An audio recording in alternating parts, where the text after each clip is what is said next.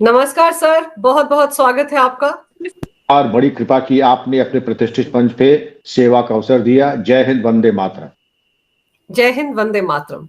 Sir, Uttar Pradesh में तो योगी राज में 17 ऐसे शहर हैं जहां पर बड़े जोर शोर से एसआईआर चल रहा है, पहचान की जा रही है कौन रोहिंग्या है, कौन घुसपैठियां हैं। और अब तो उन्होंने 15,000 की कैपेसिटी वाले डिटेंशन सेंटर का मॉडल भी दिखा दिया है। और ऐसे में विपक्ष में भी खलबली मची हुई है, और साथ ही साथ रोहिंग्या प्रेमियों की एक ऐसी जमात है, ऐसे बुद्धिजीवी हैं जिन्होंने सीजीआई को एक खुला पत्र लिख डाला है।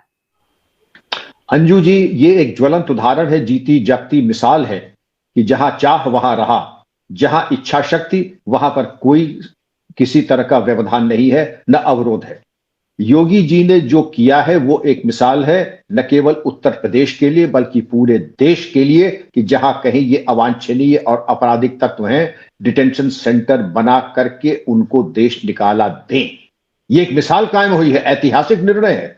और मैं बधाई देना चाहूंगा उत्तर प्रदेश शासन को कि उनके द्वारा बहुत उत्कृष्ट कार्य किया गया। आपके प्रश्न का दूसरा पहलू यह है कि कुछ ऐसे बुद्धिजीवी, एनजीओ परजीवी, ऐसे भी कुछ जीव जंतु हैं जिनको इसमें भी आपत्ति है कि हम अपने बदन पे चिपटे हुए जुए, जोंक और इस तरीके के पैरासाइट्स को अगर हम हटाएं कि ना ना ना ना, इन्हें आपका खून पीने का पूरा हक है, इन्हें आपका खून चूसने का पूरा अधिकार है। तो मैं चाहूंगा कि ऐसे कि कुछ जोंक और कुछ जैसे जुए अपने ऊपर डाल के देखें, वो करेंगे नहीं। ऐसा गैलेक्सीन छिड़क करके डीडीटी अपने घर के चारों रखेंगे कि एक इनकी हम परछाई न दिखाई पाए। और बातें सुन लीजिए 9 लाख की। हमारे यशस्वी मुख्य न्यायाधीश सुप्रीम कोर्ट को इन्होंने पत्र लिखा है कि अनुच्छेद 21 आर्टिकल 21 का हमें देखना चाहिए, मानव मात्र की गरिमा के ऊपर ध्यान देना चाहिए। भारत में समस्त रिफ्यूजीज के ऊपर एक हमारे हम सिग्नेटरी हैं। हमारा संविधान पहले आदमी घर में चिराग जलाता है, बाद में मंदिर में जलाता है। आपकी ये जो दर्शन है ना, कुछ अपने पास रख लीजिए, कुछ दूसरों के ऊपर भी कृपा कीजिए, कुछ दूसरों के ऊपर दान दीजिए। अब इसमें 2-4 नाम मैं ले सकता था, लूंगा नहीं, लेकिन इसमें जो पहले एक और सज्जन थे, उन्होंने रिट याचिका जब की थी कि वो डुबो दिया उनको ले जाकर के लाइफ बेल्ट, तब भी पूछा गया था कि आप वहां पर थे, आपने अपनी आंख से देखा था कि इनको डुबोया गया है? अगर आपने अपनी आंख से नहीं देखा तो कोई वहां वीडियो फिल्म बना रहा था जो आपको भेज रहा था। देखिए, यहां पर किस्सा तोता मैना ला करके हमें समझाने की कोशिश न कीजिए, हम सब जानते हैं। और ये जितने भी परजीवी हैं, जितने भी हैं, इसमें आधे लोग, एक साहब तो थे, याद कीजिए, नाम लेना ठीक नहीं है क्योंकि वो पहले भी कश्मीरी चरमपंथियों के बड़े पक्षधर थे। वो पक्षधर थे तो उनके दफ्तर में जाके उनकी बड़ी अच्छी खातिर तवाज़ो हुई है, यूट्यूब पे वो अभी मौजूद है, वो कि किस तरीके से उनकी खातिर तवाज़ो की गई। अब इस तरीके की हरकत आप करेंगे तो हालात तो आपके वही होने ही है। सवाल ये उठता है कि आपको किसने ये हक दे दिया कि जोंक और बिच्छुओं को लाके अपनी गोद में हम बैठाएं? अब हम इस पे आते हैं कि इन लोगों को आखिर आदमी ऐसा, दुनिया में कोई ऐसा देश बता दीजिए जो ये कहे कि हमारे यहां इमिग्रेशन को आने दीजिए। डोनाल्ड ट्रंप ये कहते हैं कि हमारे यहां हम एक खाई बना देंगे, उसमें पानी भर के हम मगरमच्छ डाल देंगे। अमेरिका की सोच देख लीजिए। तमाम ऐसे देश हैं, आप चीन में जाकर के या सऊदी अरेबिया में जाकर के करके देख लीजिए। कोई जाके गया तो ये मान के चलिए कि वो विकलांग हो जाएगा ता जिंदगी, दोबारा उसको मौका नहीं मिलेगा कोई दुस्साहस करने का। अंजू जी, तो इन चीजों के मद्देनजर जो बेस्ट प्रैक्टिसेस हमको उनको देखना चाहिए। हम सेल्फ गोल करने में बड़े एक्सपर्ट हैं, और कुछ करें ना करें, अपने पैर पे कुल्हाड़ी चलाना और सेल्फ गोल करने में हमसे ज्यादा गोल्ड मेडलिस्ट दुनिया में न कोई था, न है और न होगा। आपकी अपनी इतनी बड़ी जनसंख्या है, आप इतिहास में चले जाएं।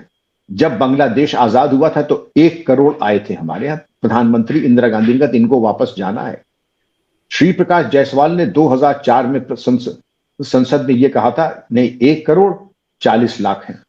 आप विकिपीडिया पे जाइए, वहां यह बताया जाता है कि ऑस्ट्रेलिया की जनसंख्या से ज्यादा, 4 करोड़ से ज्यादा इलीगल बांग्लादेशी माइग्रेंट्स यहां पर हैं, जो कि 1 पैसा न टैक्स देते हैं, लेकिन संसाधन पूरे छलनी कर रहे हैं हमारे। इनको जो भी सरकारी सुविधा है, शौचालय है, बिजली है, पानी है, जनधन योजना है, मुफ्त का राशन है, वो सब इनको चाहिए। किसी भी अस्पताल में चले जाइए तो सबसे ज्यादा 70% यही बांग्लादेशी रोहिंग्या आपको लाइन में लगे दिखाई पड़ेंगे। मतलब आप तो समझ लीजिए कि हमारे यहाँ गिनी गिनी चुनी रोटी है, गिनी चुनी दाल है, और उसके ऊपर भी ये जो कुंडली मार के बैठ जाते हैं, और इनको आगे बढ़ाने वाले कौन है? आप ये पूछिए कि आखिर इसकी नौबत क्यों आती है?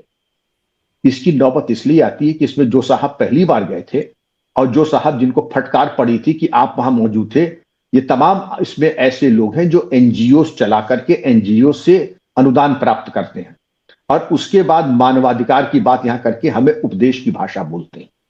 सवाल ये उठता है कि जो हम भारतीय हैं, आप और हम हैं, हमारे कोई मानवाधिकार है या नहीं है? केवल मानवाधिकार बांग्लादेशियों के और रोहिंग्याओं के हैं।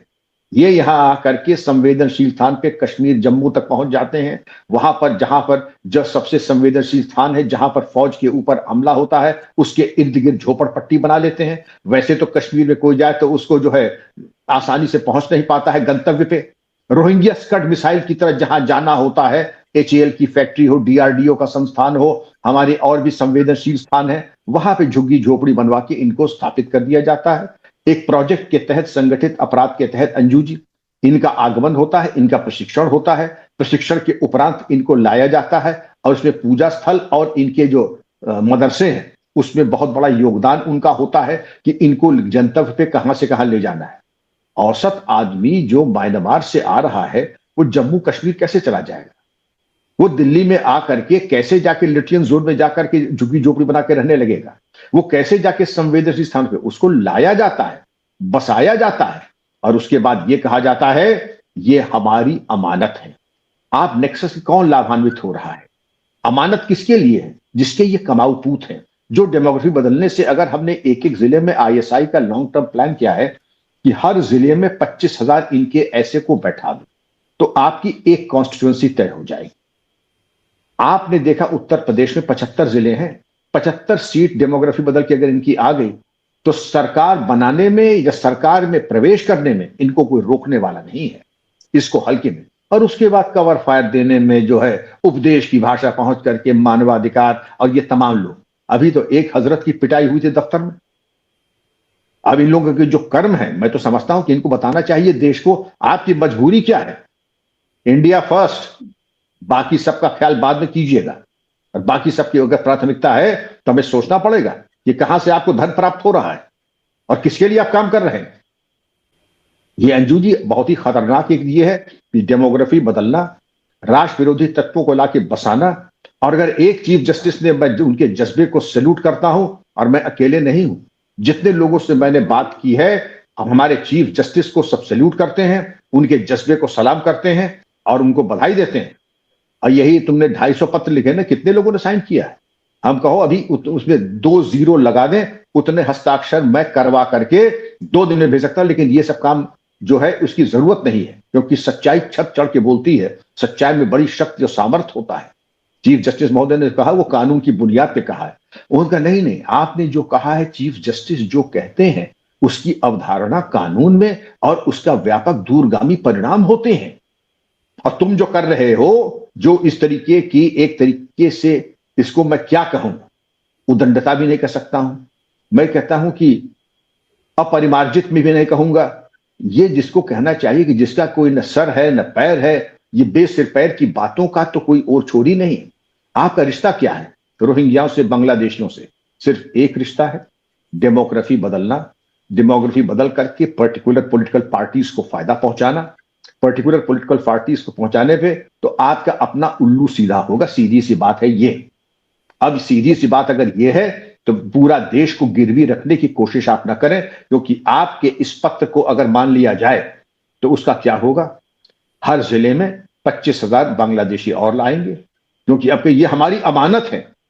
और जो सर की कार्रवाई हो रही है, सर की कार्रवाई यही हो रही है कि नाजायज लोगों की वोटिंग राइट अगर आप हटा देंगे, तो जो इनको लाए हैं, जो इनको अपनी अमानत करते हैं कि तुम तो हमारे जो है एक बोझ बन गए हो, तुम तो हमारे पाप की प्रतिमूर्ति हो, इन्हीं को 4 जूते मार के भगा देंगे वापस।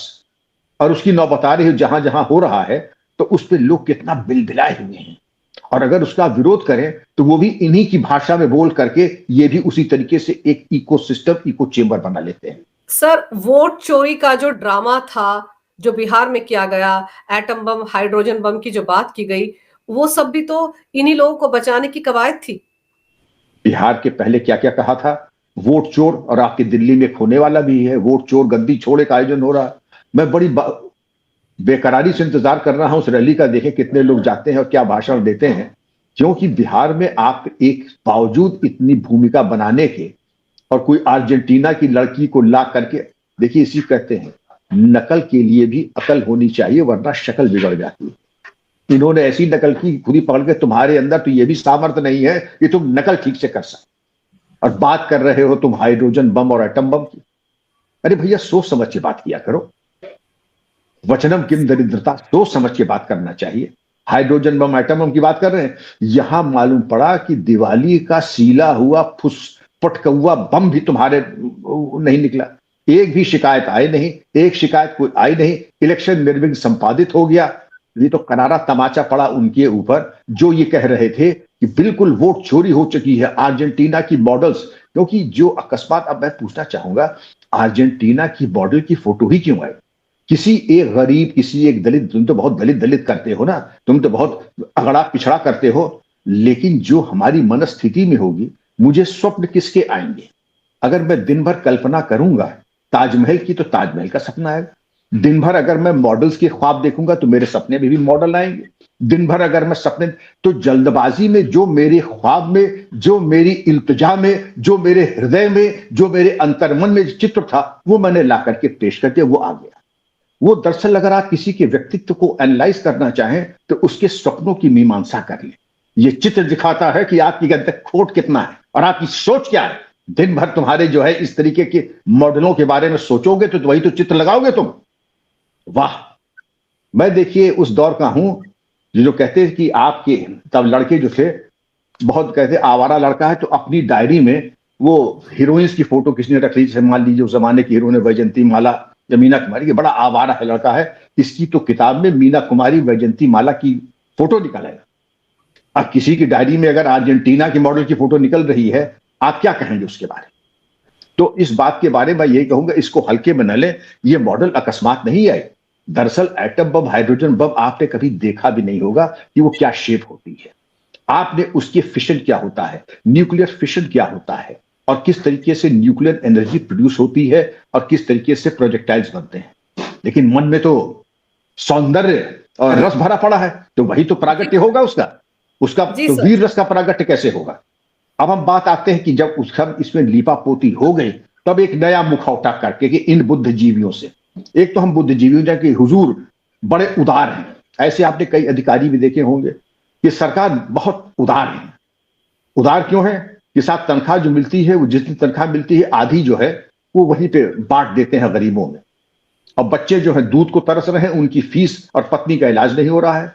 तुम्हारी उदारता जो है, तनख्वाह का पहला हक तुम्हारे पत्नी और बच्चों पे है, और उनके हक काट करके तुम जो है दूसरों को बांट रहे हो, जिससे कि तुम्हारी शोहरतें आम और जनरल आम ख्याति ये हो जाए कि तुम बड़े दानी और उदार हो।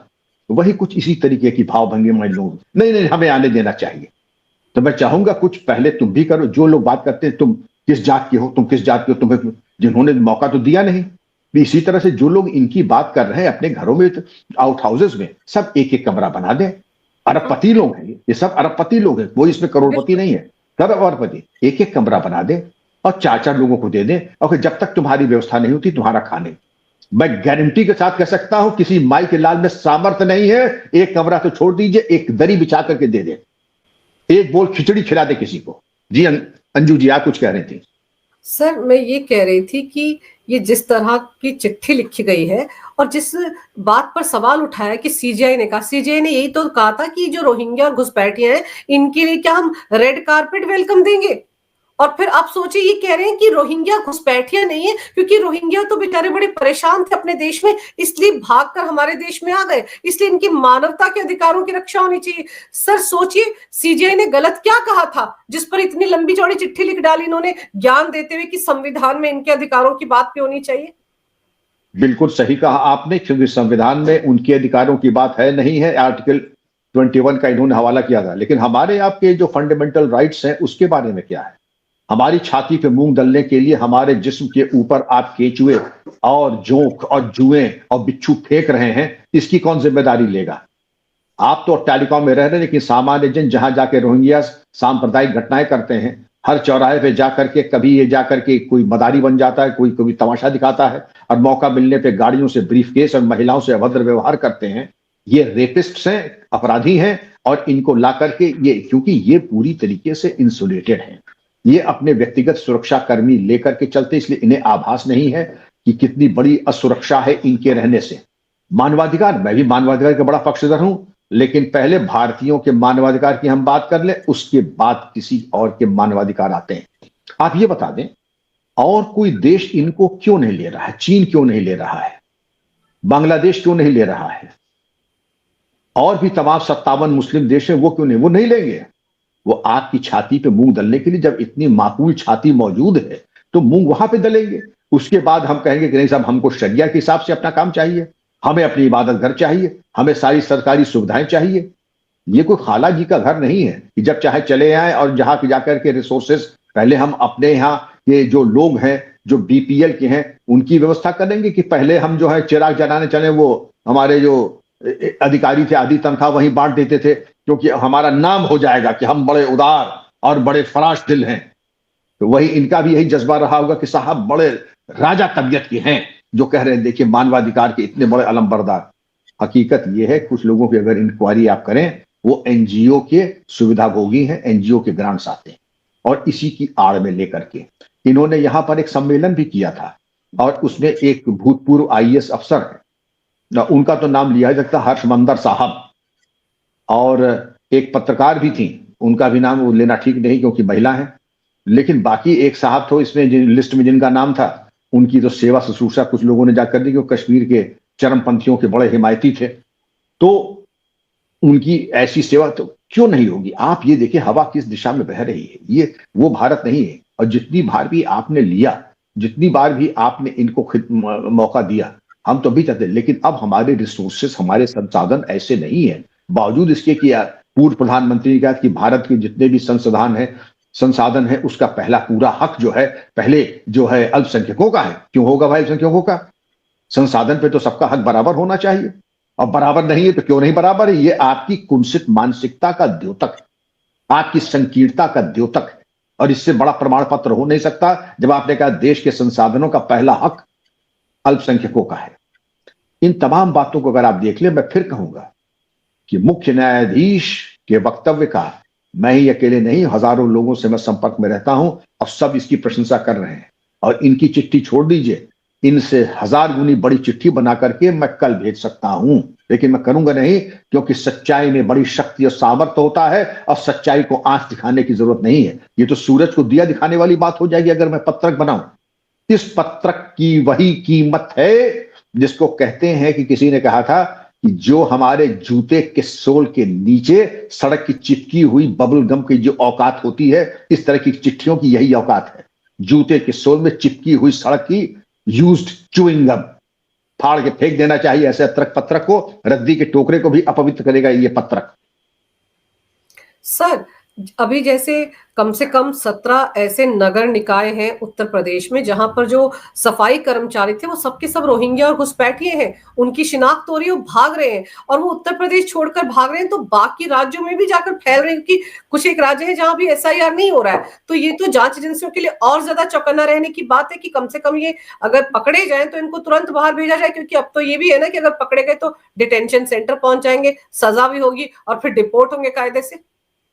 अंजू जी, ये बड़ी भयावह स्थिति है, क्योंकि कैंसर का जैसे आखिरी स्टेज होता है, ये कैंसर सेल्स हैं, ये जहां जाएंगे कैंसर पैदा करेंगे। इसलिए अगर कहीं से भी भाग रहे हैं तो सुरक्षा एजेंसी, पुलिस का ये उत्तरदायित्व होगा, इनका चिन्हीकरण और मूवमेंट के ऊपर कुछ तो नियंत्रण होना चाहिए, जो डिटेंशन सेंटर अब बन रहे हैं। लेकिन आपने कहा कि जो सरकारी निकाय में नौकरी मिलना आसान तो नहीं होता है। आप स्वयं जानती हैं कि सफाई कर्मी के लिए भी लोग एमए, एलएलबी, बीए, पीएचडी, सवर्ण सब अप्लाई कर रहे हैं, उन्हें नौकरी नहीं मिलेगी। लेकिन ये जो हमारी अमानत हैं, ये नाजायज औलादें हैं हमारी, इनको पहले मिलेगा, इनको पहले नौकरी मिल गई। कैसे मिल गई? क्योंकि संगठित अपराधियों ने वो व्यवस्था कर दी कि इनको पहुंचा दें, थोड़ा इंटेलिजेंस कलेक्शन में मदद मिलेगी। और मैं पूरी दावे के साथ कह रहा हूं कि विदेशी धन, आईएसआई का धन मिला होगा, वरना जब हमारे नागरिक एमए, एलएलबी, पीएचडी को वो सफाई कर्मी की नौकरी नहीं मिल रही है तो इन्हें कैसे मिल गई? क्योंकि मिल गई, क्योंकि ये बड़े पहुंच वाले लोगों की नाजायज औलादें हैं। सर क्योंकि ये वोट बैंक है और अब वोट बैंक छिन रहा है, आधार खिसक रहा है, इसीलिए इनको बचाने के लिए एक पर्टिकुलर जमात का सहारा लिया जा रहा है। लेकिन सर नेशनल सिक्योरिटी के लिए भी तो कितना बड़ा खतरा है, इनका हमारे देश में रहना कितना खतरनाक है। जम्मू में आपको याद होगा आर्मी कैंप पर एक हमला हुआ था और वहां आसपास में यही पाए गए थे, यही मुखबरी कर रहे थे। बिल्कुल यही भी कर रहे थे, यही नहीं पहलगाम तक पहुंच गए थे। पहलगाम अटैक में भी बताया जाता। आप हम पहलगाम जाने के बारे में मालूम, पहले नक्शा देखेंगे, टिकट कटाएंगे, फिर देखेंगे। ये पता नहीं स्कड मिसाइल की तरह कहां पहुंच जाते हैं। आर्मी कैंप पे हमला हो, वहां पर आप मौजूद। पहलगाम पे आक्रमण हुआ, उसके इर्द गिर्द आप मौजूद। जाहिर है कि इनको ले जाया गया, जिसे कि एक इनका उद्देश्य था। और ये पैसा आता कहां से? 17 निकायों में इनको नौकरी मिली। जाहिर है कि आईएसआई का, मिडिल ईस्ट का पैसा आया है इनको नौकरी दिलाने में। भाई हमारे बच्चे जब सफाई कर्मी की नौकरी नहीं पा रहे हैं और हर बिरादरी के लोग उसमें अप्लाई कर रहे हैं, तब भी नहीं हो रहा, लेकिन हर रोहिंग्या का अपॉइंटमेंट जरूर हो रहा है। क्या कारण है? आप समझ सकती हैं। लंबी रिश्वत और जो भ्रष्टाचार और मिडिल ईस्ट का पैसा और राजनीतिक संरक्षण सर, जिनको इनसे फायदा हो रहा है डेमोग्राफी बदलने में, वो तो इनके मतलब पैरोकार बनकर बैठे हुए हैं। पर सर बिल्कुल सही क्या अभी उत्तर प्रदेश के साथ साथ सर आपने देखा पश्चिम बंगाल में भी एसआईआर को लेकर बड़ा बवाल मचा हुआ है। वहां पर तो एक बाबरी मस्जिद की नींव तक रख दी गई है ताकि ये वोट बैंक जो इंटैक्ट रहे। देखिए मूर्खता की पराकाष्ठा क्या है, इससे पहले कि बता दूं, एक दो मिसाल दे दूं। जो पागलपन का कोई इस तरीके की जो पराकाष्ठा होती है, एक साहब थे, वह फिर बात पुरानी कर रहा है, उनको किसी फिल्म तारिका से बड़ा प्रेम हो गया था। तो जाहिर है कि वो खुद 2 जून की रोटी के तो महंगे थे। अब मोहब्बत अगर उनको हो गई कि लीडिंग हीरोइन से शादी की, 2-3 उन्होंने चिट्ठी भेजी, जब जवाब नहीं आया तो उन्होंने एक पुतला बनाया और पुतला बना करके हूबहू उसके चेहरे को उसमें बना करके 7 फेरे लगा लिए और शादी का कार्ड भेज दिया कि ये सो की शादी, मान लीजिए AB नाम की सिने तालिका से हो रही है। शादी का कार्ड भी भेज दिए और लोगों को रिसेप्शन भी दे दिया। तो उनका भी तो अजीब पागल बकलोल, इसका तो पागल खाने भेज के इलाज कराओ।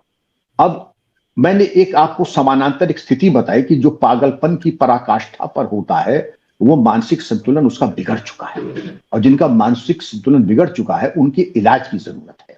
और इलाज कुछ पुलिस का, कुछ डॉक्टरों का, कुछ मनोचिकित्सक का और कुछ थाने चौकी की सेवा मांग रहा है। इफरात का पैसा हो गया है? डुप्लीकेट बाबरी मना रहे हो, इतनी मोहब्बत है तुमको तो इनको ठीक है, जैसे चीन में होता है ना, जाकर के रिफॉर्मेशन कैंप्स में ले जाकर के कुछ थोड़ा मशक्कत मेहनत करवाई जाती है, तो दिमाग में कोई फितूर और कोई इस तरीके के वलवले उठते हैं, वो अपने आप ठंडे से जाते हैं। तो हमें सीखना चाहिए चीन से, इजराइल से, पोलैंड से, कि आप इस तरीके की हरकतों का क्या जवाब देते हैं। वही जवाब हमें भी देना होगा। बिल्कुल सही कह रहे हैं आप सर कि हमें उन देशों से सीखना चाहिए जिन्होंने अपने यहाँ इन लोगों को आने नहीं दिया, और अगर आ गए हैं तो उनको अच्छे कायदे तरीके से उनको बाहर किया है। लेकिन यहाँ पर सर विपक्ष ऐसा है जिसको वोट बैंक की राजनीति सूझती है, उनको देश की आंतरिक सुरक्षा से कोई लेना देना नहीं है, उनको सिर्फ अपनी कुर्सी प्यारी है। लेकिन योगी आदित्यनाथ अच्छे तरीके से इलाज कर रहे हैं, डिटेंशन सेंटर का मॉडल भी दिखा दिया है, अब इनके और हाथ पांव कांप गए हैं। तो आने वाले दिनों में हो सकता है कि और भी बहुत सारे बुद्धिजीवी बड़ी बड़ी लंबी लंबी चिट्ठियां लिखें। सर आपने समय निकाला, बहुत ही महत्वपूर्ण जानकारी मेरे दर्शकों को दी, आपका बहुत बहुत धन्यवाद। नमस्कार, जय हिंद। नमस्कार अंजू जी, जय हिंद। ये बुद्धिजीवी दया के पात्र हैं और मैं समझता हूं परमात्मा इनको सद्बुद्धि दे। जय हिंद, वंदे मातरम। जय हिंद, वंदे मातरम।